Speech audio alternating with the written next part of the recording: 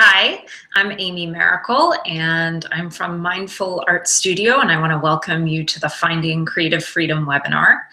I'm really happy to have you here, and I want to give you a chance to let's get our question and answer box up here. So for you, I just enabled it. For you, it should be in the top right-hand corner, and it'll be like a grid of squares. So if you press that, and then as you hop on in, go ahead and drop into the Q&A and say hello and introduce yourself. And that way I can say hi and also let me know if you have any questions there, okay? So I'd love to give you a sense of what we're gonna do together tonight. We've got about an hour together. And I wanna start by giving you a little bit of my theory and thoughts on creativity and being an artist. And after that, then we'll go into a series of creativity exercises. And then I want to tell you a little bit about a special offer I have for you guys who are here tonight.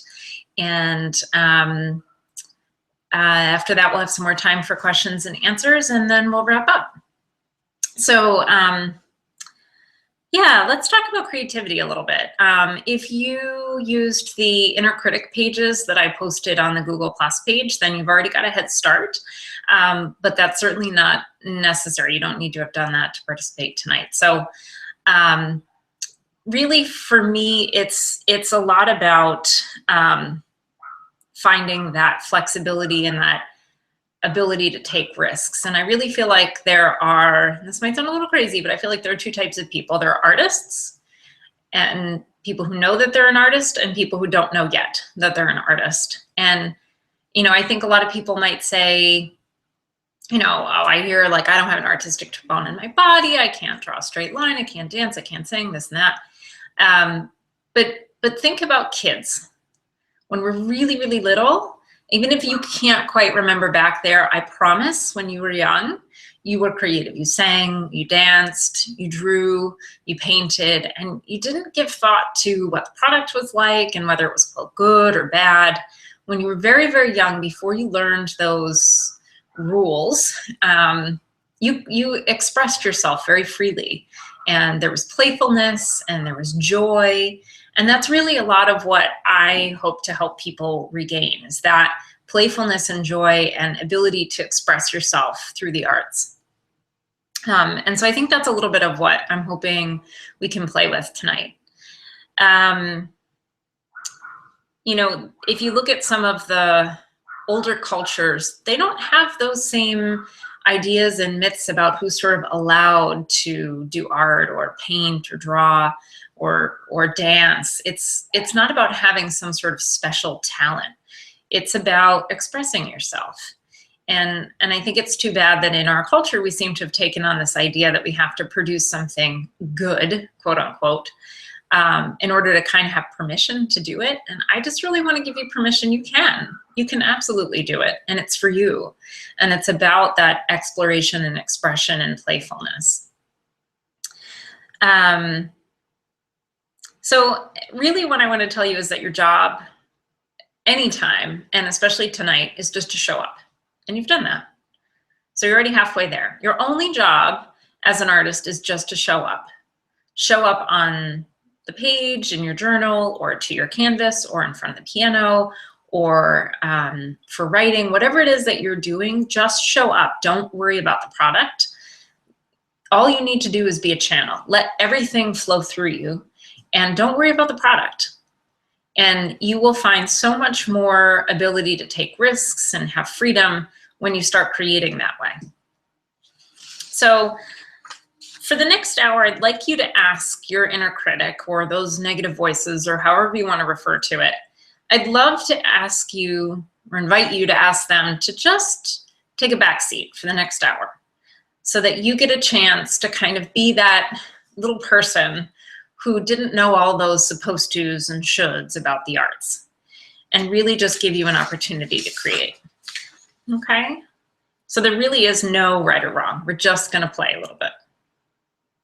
Okay, so that's it. That's my spiel on creativity and creative freedom. So let's get started. So the first warm-up we're gonna do, this is just a warm-up. We're gonna draw, but it's not really intended to be a drawing per se. So go ahead and grab one of your markers. Somebody had asked earlier, you know, whether or not, actually, can somebody let me know if the chat box is working? Can someone drop in and say hello or ask a question or something? Because I don't see anything yet. I know there's some folks on here and I'd love to be able to say hello, but I see my question box, but I'm not sure if it's working. Thanks. So go ahead and grab one of your markers. I said thin tipped because I think they're really versatile and they tend to have nice line quality. I'm using a fat Sharpie marker just because I thought it would be easier to see here on the screen. So, so again, just kind of getting into that mindset of a child and a really young person. I'd love for you to approach this exercise that way. We're not trying to create a product here. This is really just a warm up. Okay, so I'm going to give you a series of directions with very, very, very simple things that I promise anyone can do. So we're going to start out, and you don't need to do exactly what I'm doing. I'm just kind of following along with you and doing a sample. So we're going to, and I've got my page divided up into squares just because it's easier for the time and everything, but you go ahead and use a sheet of paper or a sheet in your art journal. So I'm going to ask you to draw 3 lines, that straight-ish lines that go all the way across your page. So for me, this is my page, just so you guys can see. So for me, I'm going to do mine this way. You can do yours any direction you want. Again, there's no right or wrong with this. Okay, and then once you've done your 3 straight lines, then the next thing would be to do 5 circles of varying sizes. So they can just be a dot or they can be a huge circle on your page. And at least 2 of them should intersect the lines. So I'll do one there, there.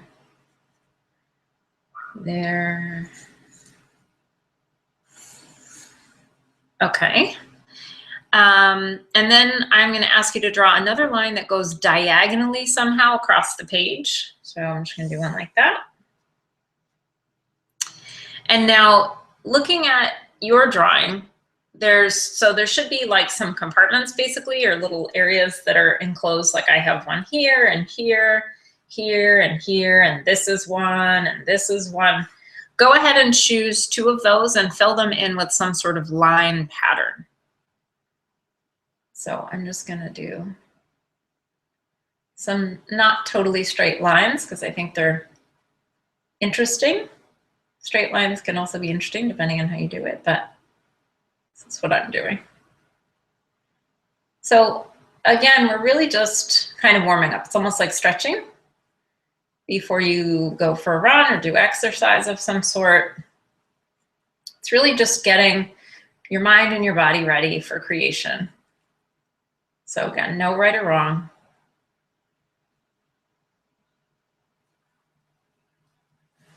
Okay, so there's one. And actually another thing you might notice that I'm doing is sometimes I hold my pen in this kind of irregular fashion. And I do that on purpose because it helps me to stay looser and not get so kind of tight and try to be so precise in what I'm doing. And that usually yields a much better product. I'm not saying I always draw this way, but I sometimes do. So that's something that you can also experiment with, some sort of irregular grip on your writing utensil. Okay. All right, so that's it. That was really the first exercise. You can go back to this and use color to develop it and just kind of be playful with it.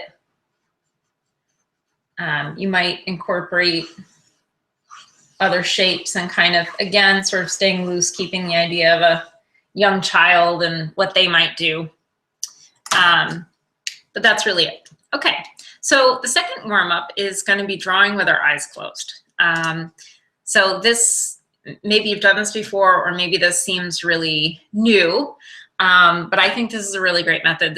I'm going to try to do this along with you. It's a little challenging given that I've got my paper up on an easel instead of on my table.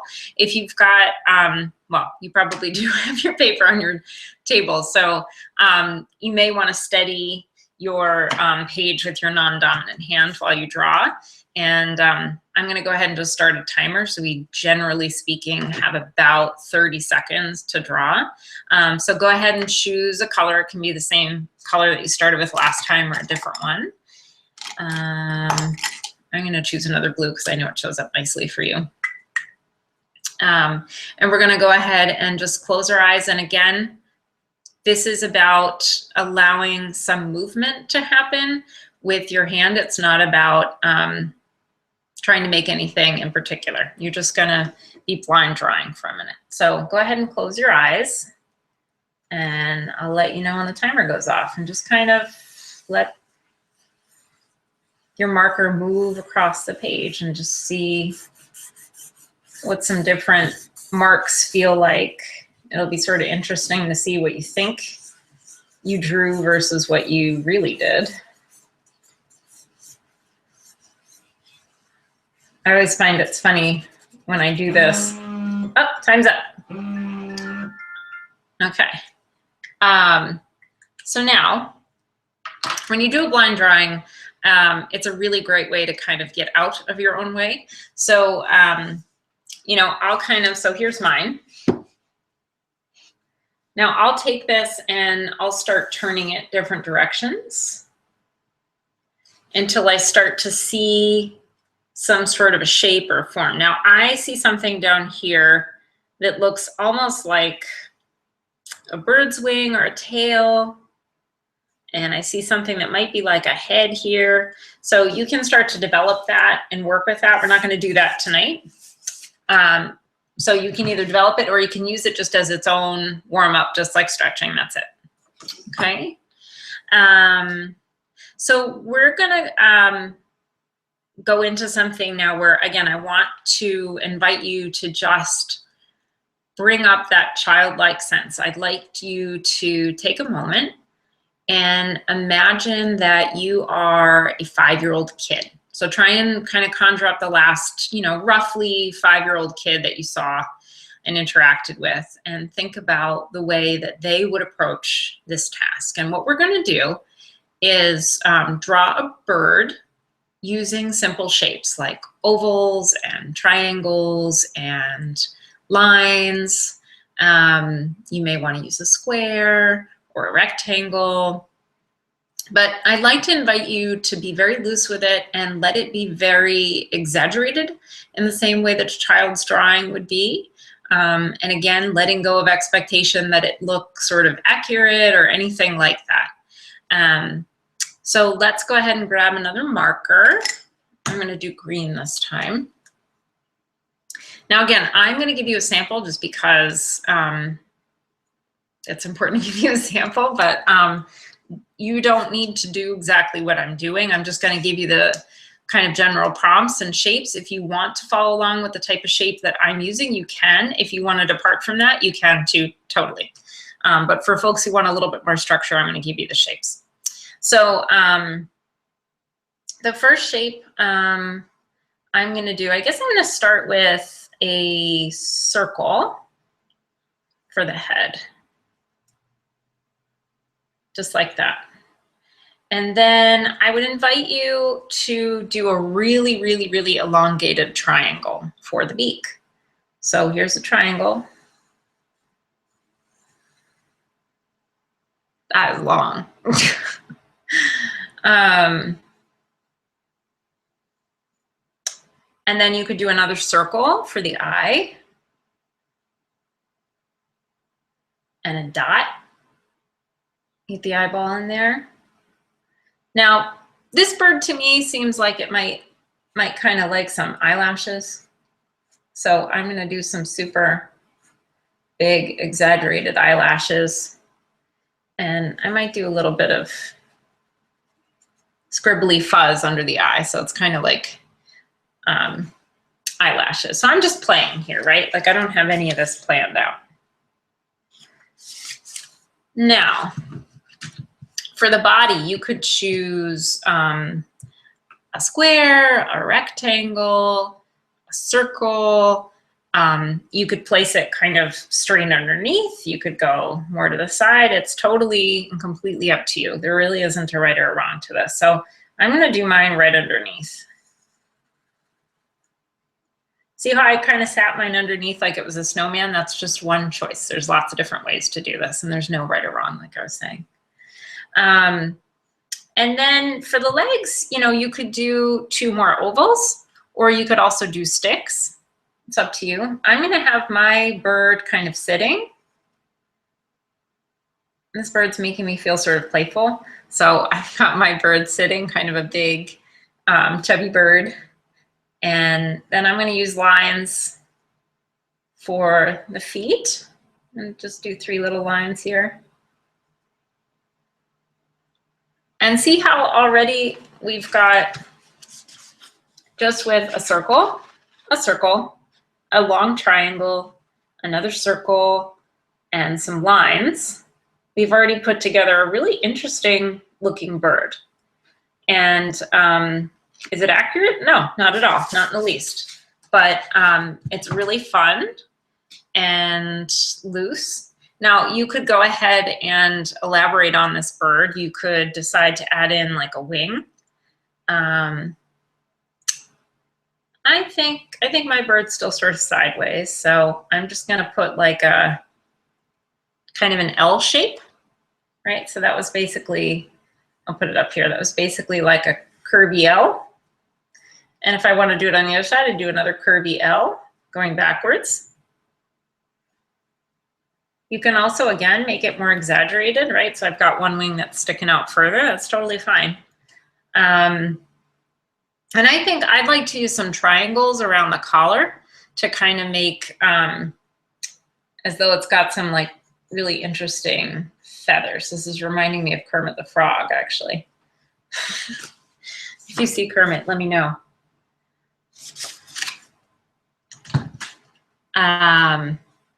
So let's see. And I feel like maybe this birdie could use something on its head, right? But see how I'm just sort of following the impulses. I'm not judging it. I'm not waiting it to look like a particular bird or anything. I'm just allowing myself to be playful, just like a kid would. So let's see. I think I'll use another triangle.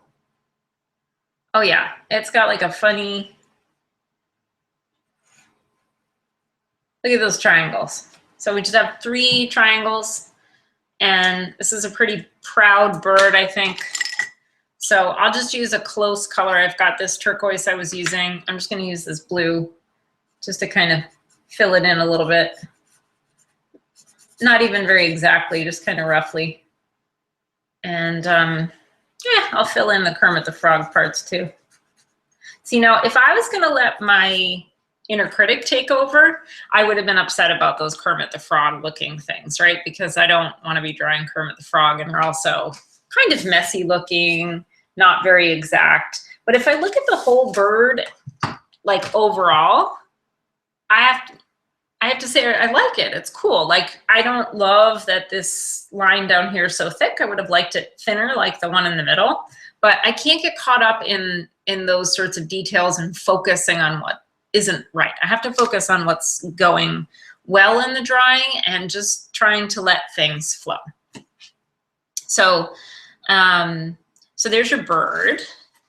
And, you know, I feel like, again, following my impulses, I feel like, you know, there could be maybe some eggs. Oh, maybe there's like a nest. Maybe it's right next to the nest. So I'm just going to use curved lines, just like this, right? It's just a curved line. That's it. And I'm just overlapping them, creating a little nest. Now, I didn't have any of this planned out. I didn't know what animal I was going to draw, and I did that on purpose because I wanted to be joining you in the process and have it be, you know, equally spontaneous and free and not quite perfect. So I hope, and let me know, I hope that that's coming across. Okay, so now I've got my little nest, and I'm gonna stick some little eggs in it, I think. think I'll use my thinner blue. Okay, and all the while you can be, you know, keep giving yourself permission to do whatever you're doing, okay?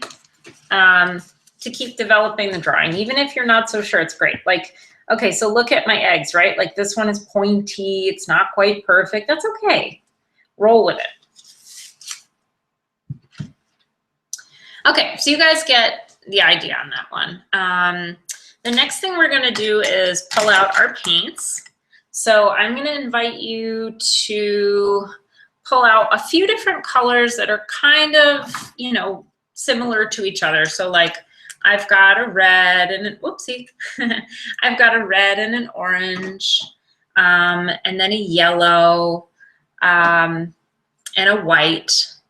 That would be more than enough. You could just have, you could drop the yellow even and just have these three or even two. Whatever you've got, we can work with and it'll probably work out fine. So, and I also have like a contrasting but kind of similar related color. I've got like a magenta that I just love. Kind of can't get enough of that one. So go ahead and squeeze out some of each of your colors. So I'm going to do my red. And again, these are just the colors that I'm doing. You do what works for you. I think it's easier though when you pick colors that are similar to each other, because then when you go to blend, you don't get mud. Sometimes if you pick colors that are too different from each other, then it looks really muddy. And that's often not so attractive. Let's see, get a little white in here. Last webinar, I managed to get some paint on myself, so I'm hoping that today I won't do that. Wish me luck. And I'm going to get a paper towel for blotting. And all right, so why don't we start with the orange. So pick a color that's sort of a, I mean, pick any color you're comfortable with, but if you want to try to do this a little bit more exactly, pick a color that's kind of in the middle, not super light, not super dark. And you're just going to draw, actually, I pick this one. You're just going to draw a circle. Okay, it does not need to be super exact in any way, shape, or form. And while it's still wet, then you're going to go ahead and take that darker color you've got. So I've got red. And I'm going to start laying in some red, kind of overlapping on my orange on one side. And then I'm going to grab a little bit of the next lighter color, which for me is the yellow, and put some of that. And actually, I might dry off my brush in between. I'm just kind of scraping it off. With acrylics, I like working with a dry brush. A lot of the time I find that with things like this, it really helps the paint to move. And I like the way it works when I kind of, see how I'm just kind of like, let me get this closer to you actually. So all I'm going to do is really, I'm almost like scratching with my paintbrush. And I'm hoping you can see that. It's not super exact. Now I'm going to come in with some of the white.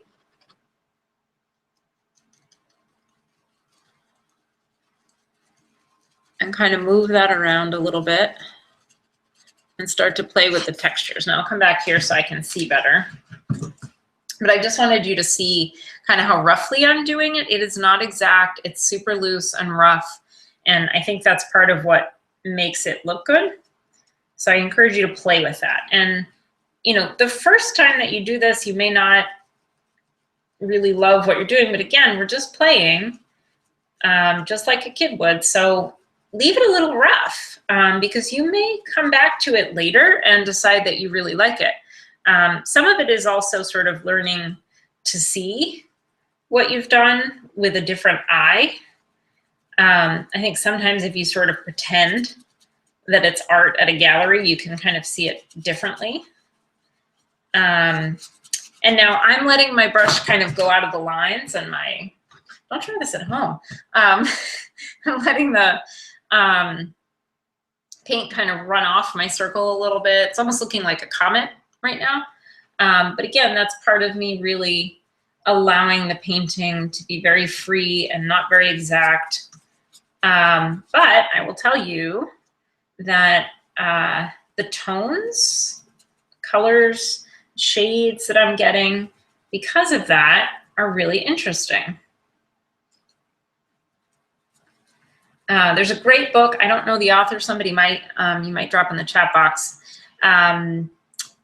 called The Dot.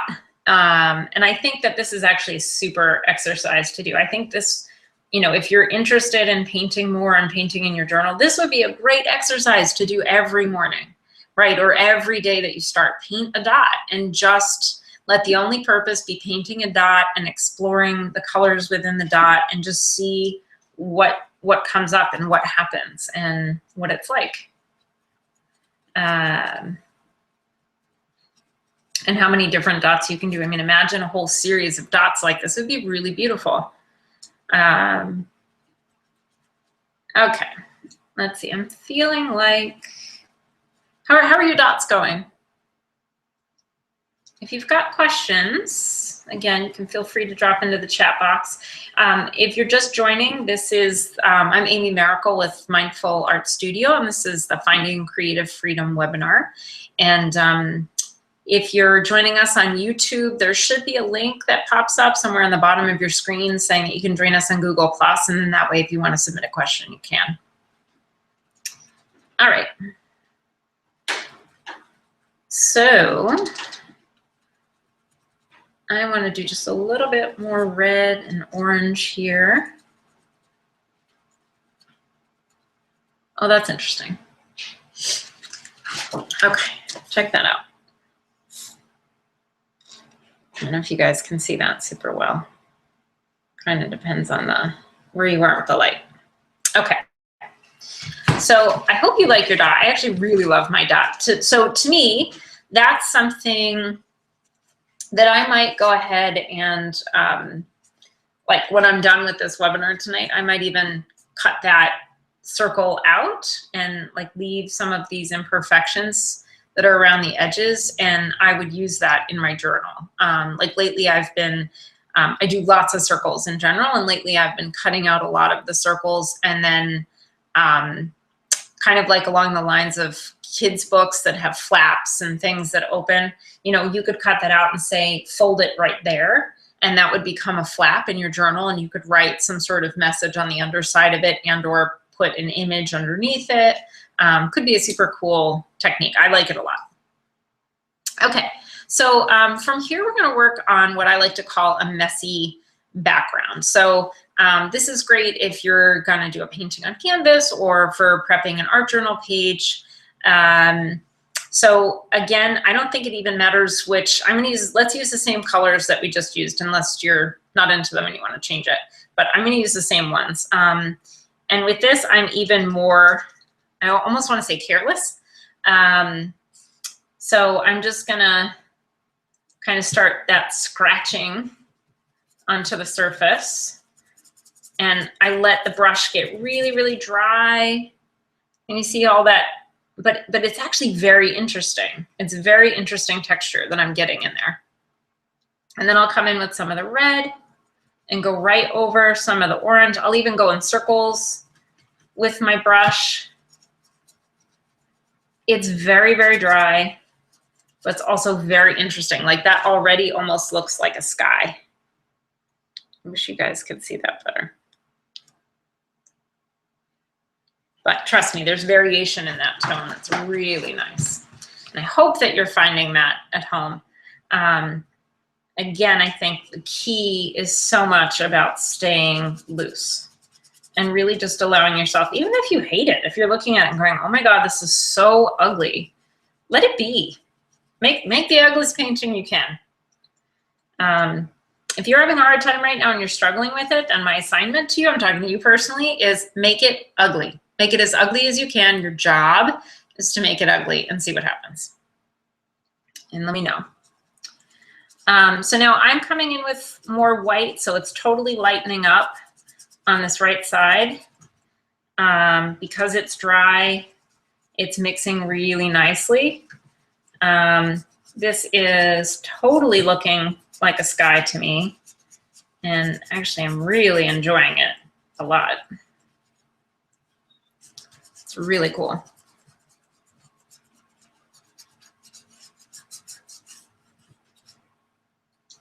So keep just kind of dabbing in. This easel is not loving me tonight. There. I don't think it likes that I'm pressing on it so much. So keep just kind of scraping and scratching on the surface. When I first took painting, one of the people in my class used that term. She was, you know, she learned this technique from our teacher, and he was saying, okay, now we're going to try it with a wetter brush. And she said, you know, I'm just totally used to scratching the canvas. And I certainly use a wetter brush plenty of times, but for acrylic, especially in my art journal, I definitely love this really dry, technique. So, and I think it's pretty easy to get it interesting and varied. And I think that's part of why I like to teach it, because it just feels really accessible. And I've got a little bit down here that feels sort of darker than I might like. So I'm just going to go in, get a little more white up top here. I think that's good. I'm happy with that. I might just, as I'm seeing it on the screen, I'm not loving that super dark area. It seems a little too prominent. I'm just going to darken it up a little, and I just kind of dab my brush into the paint so it doesn't get too wet.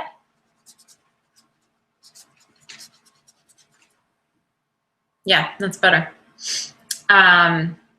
So that would be a super background. Now, if that was a journal page, and one of the tricks that I really like to use in my journal is using a 2-page spread. So, you know, I'll paint the same or similar kind of background on both pages, and then it looks really uniform. And so when you open up to that page, it's really nice. So on that background, I mean, as on any background, you've got so many choices. You could just use it as a background to write over. You could collage over it. You know, I could imagine cutting this bird out and adding more color to it and embellishing it more and putting it on this background and the little nest. Especially when I do more cartoony things like that, I think it incorporates in a lot of humor, and you could even try your hand at doing like a little story. Again, it's about play and adventure and really allowing yourself to be childlike. And I really hope that you know, you can find that playful space in your journal, because that's really what it's for. Okay, so next we're going to go back to our markers for a minute, and we're going to do a little bit of taking a line for a walk.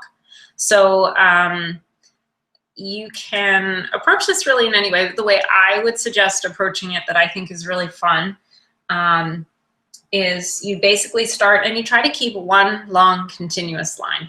Try not to pick up your pen. If you do, it's not a big deal, but, and I like to see how much space I can cover with just one line in like a tiny little area. So I keep twisting and turning and taking it on a walk, and then sometimes I'll let it stretch out some, and then I come back one way and then the other. And I very rarely cross over. I think sometimes that seems to make it look neater, but you can, you know, you may be able to make it look super interesting crossing over again and again and again and again and again. It's all kind of individual. And then I come all the way back here. I come back again. It just like, it's almost like a little ant was doing its work and kind of going all around in this pattern that doesn't seem to make much sense to you, but probably makes sense to the ant. And just take your line on a good long walk all around your page. If you've got a really large page and that feels overwhelming, go ahead and do what I did and divide it up into a much smaller square or circle or whatever pleases you.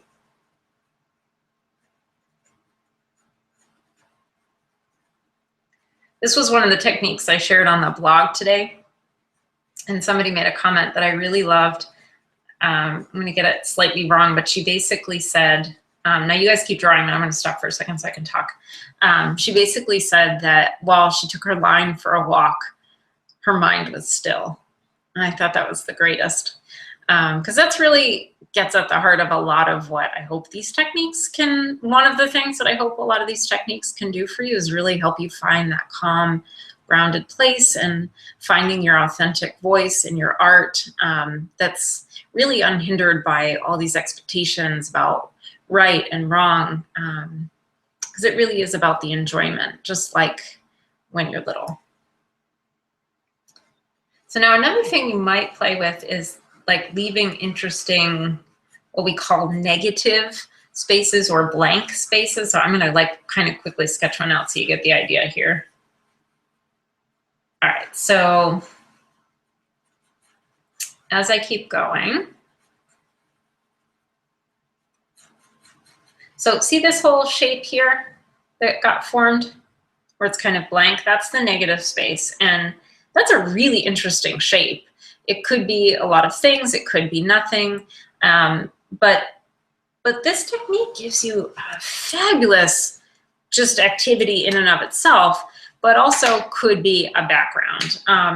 You know, imagine if you did it leaving more space in between, like something like this, and then you wrote inside of this space and journaled in there all over the page. That would be super cool. Actually, I've never done that. I think that's a great idea. I can't wait to do it.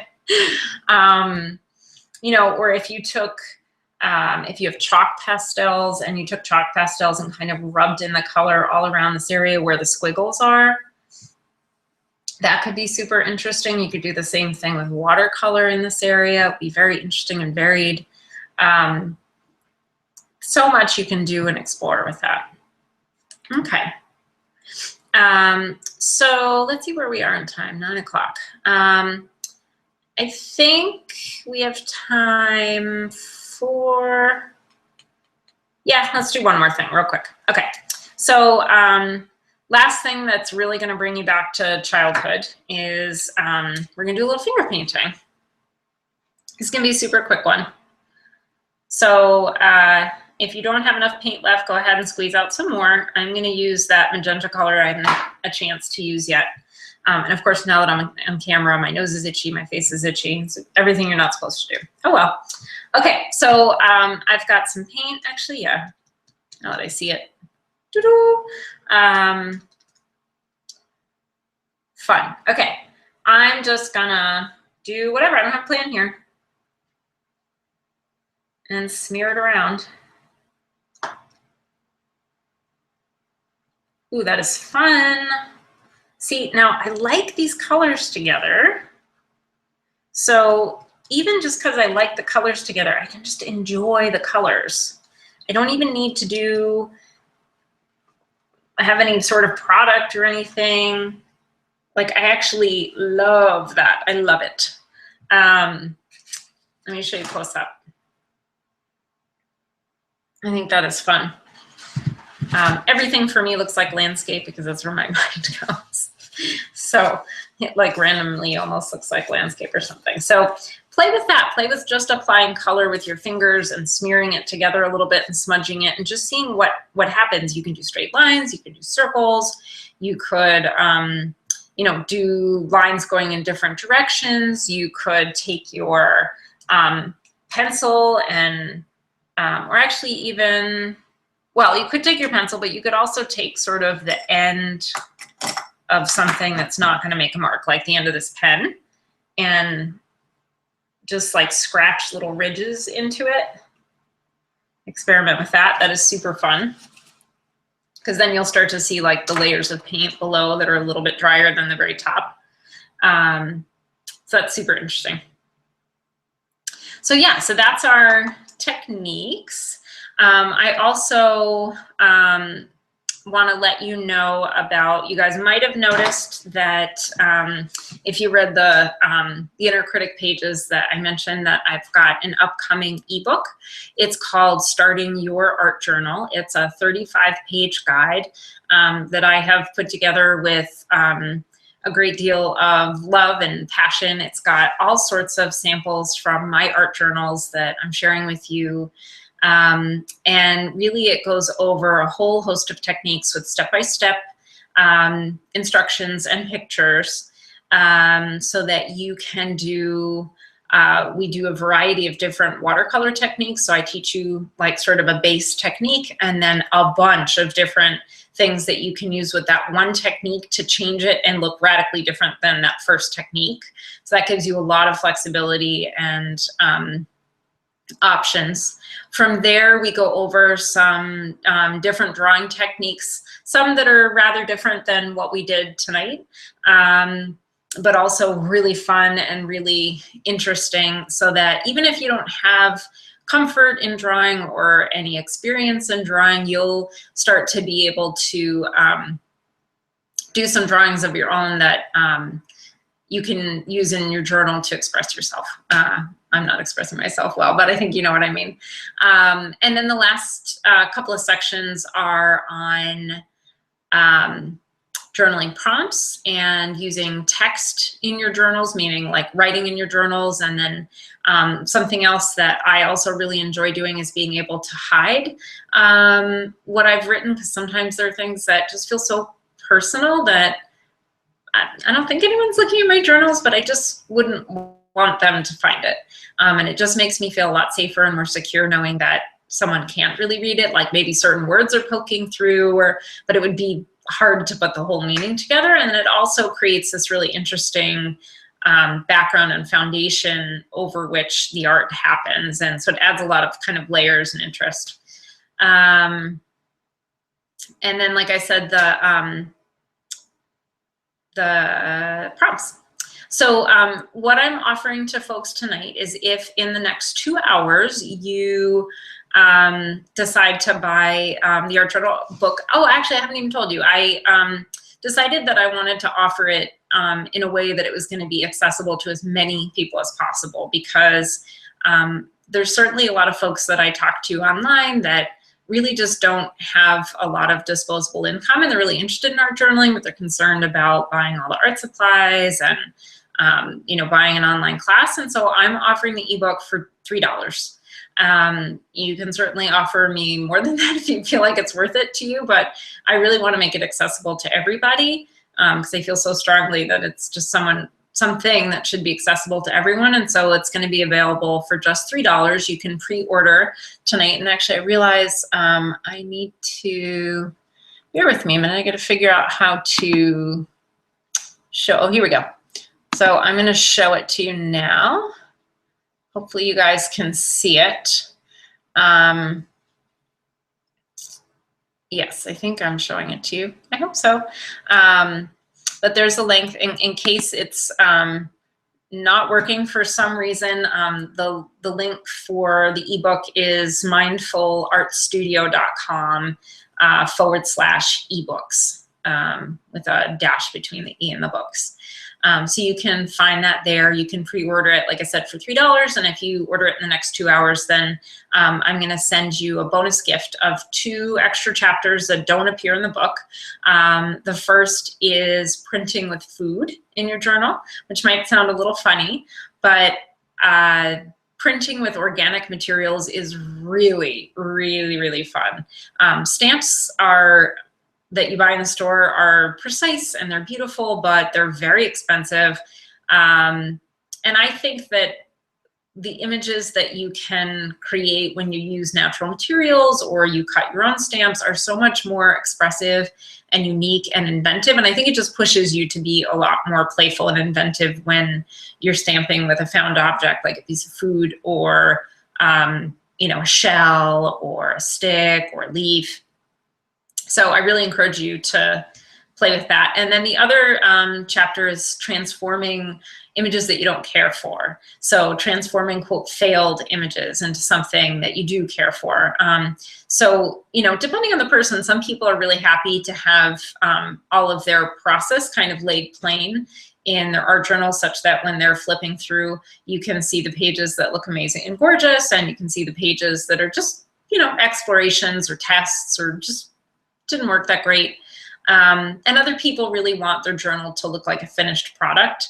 I probably fit in somewhere in the middle, but because I enjoy the process of transformation through art so much, and I see it so much as a way of working through my feelings, I like trying to transform images that I don't necessarily care for. I don't do it with every single one, but certain ones really speak to me and call me to do it. And so I go through a few different fun techniques for doing that. Cool. So now we have time for questions and answers. You guys can drop into the chat box to ask anything about art journaling that's on your mind. One question that I get a lot is what to do when you're not feeling inspired. You know, often, you know, I talk to people who are really creative, really artistic, but they just go through periods where for whatever reason, they just aren't in the mood. But then there's like this other part of them that really wants to create something, and it's really just hard to get going, and it's hard to know what to do. And I think a lot of the techniques that we use tonight can be really good for that. So if you give yourself, for some people, if you give yourself an assignment like, all I have to do is paint a dot. Just paint a dot. It can be really small. It can be something that you do in just 5 minutes, but at least, again, you've shown up. You did something. You might also give yourself the task of, you know, doing something like this, where you're just playing with color and smearing paint. You know, this would really, any of these techniques would really work. I don't know if, you know, it would depend on your mood, whether or not you would want to draw something more figurative. You know, you could also decide just to draw lines across a page.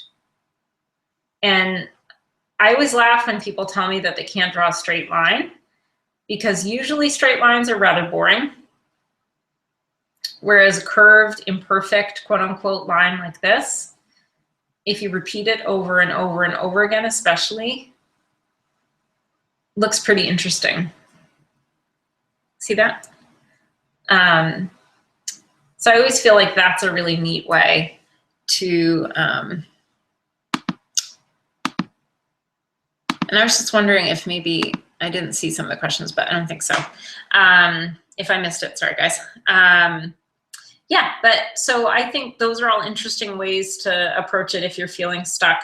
Sometimes I'll do things like, I'll take a circle and cut a circle out of a piece of paper, and then I'll take the scissors and just start cutting a spiral out of the circle and kind of make the line of the circle kind of as thin as I can. And then I end up with this paper cutting that stretches out really long. And then I might do another one and another one. And then I start to just kind of play with those little ribbons of paper and just see what they want to do. Again, I don't need to create a thing, a product. It might end up being a product, but it's playful and it's creative and it's fun. So those are really great ways of like loosening up. Other things that I do when I'm not in the mood to create, I like to read other people's journaling websites or art blogs. That really gives me a lot of inspiration. I'll definitely spend time looking up things that inspire me on Pinterest. Like, for instance, lately I've been really, really interested in installation art. Like, people do some really crazy, amazing things with art outdoors. And so, you know, really looking for what other people are doing and seeing what it sparks in you. Because lots of times you might see, for instance, prayer flags and be like, oh my God, what are those? Those are really interesting. I didn't realize that artists were doing that. I knew that people in Tibet made them, but I hadn't realized that it was kind of a thing. And boy, is that cool. And, you know, maybe I could get interested in doing that. Or maybe if I'm not ready to actually make the prayer flag, maybe I could collect some of the elements for it. Like, one of my favorite authors, her name is Sark, S-A-R-K. I think you can find her at campsark.com. She talks about the micro steps and the micro movements towards creativity. So one day you might just take out the scissors, and then the next day you might take out paper, and really breaking things down to make it accessible for yourself is really helpful. And yeah, I mean, I think really, and sometimes it's just time to take a break, right? Like maybe it's the right thing to just watch Bridget Jones' Diary or Chocolat or some movie that really you identify with and makes you feel good, and you just do need a break. Or maybe it's time to switch off, like we've been doing the self-care challenge this week at mindfulartstudio.com, and we've been working on all sorts of different creativity challenges. Hey, you guys might hear my dogs out there going crazy, sorry. So you might want to just totally switch and do some writing exercises, for example. Writing prompts are a really good way to loosen up, just like some of these artistic kind of warm-ups and exercises and stretches. So yeah, so I hope that was helpful and that you guys had a lot of fun. If you want to, drop by the page or by the blog with any questions you might have, that's great. The self-care challenge is still going on tomorrow, so you have one more day to get your comments in. I'm sorry about my crazy dogs. I don't know if you guys can hear that or not, but I have 2 awesome dogs, but they love to bark. If my neighbors are watching, I'm really sorry. But anyway, yeah, so if you go to mindfulartstudio.com and participate in the challenge, it's just to spend 5 minutes these 5 days this week doing a little bit of self-care. And I give an idea for every day, but you can really do whatever makes sense for you. So hop on the blog there and comment about what you've done for self-care, and you might win some really great prizes. 2 people are going to win a copy of my ebook, and 1 person is going to win a portable art kit worth $40. So thank you so much for being here. I really had a great time, and I hope you did too. And we'll see you at Mindful Art Studio. Take care.